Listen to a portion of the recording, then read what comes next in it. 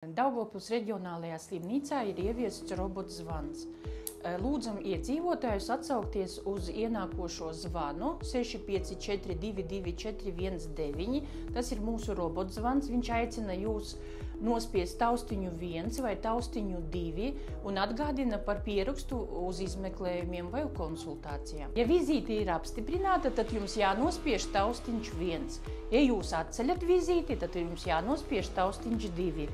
Pēc vizītes apstiprinājuma vai atcelšanas iedzīvotājs saņem atgādinājuma SMS. Gadījumā, ja ir nejauši nospiests nepareizais taustiņš, mēs aicinām sazināties ar zvanu centru darba laikos no 7 līdz 7 vakarā pa telefonu 654 22 419, izstāstīt operatoram, ka viņš ir kļūdījies, un operators palīdzēs jums atrisināt šo problēmu.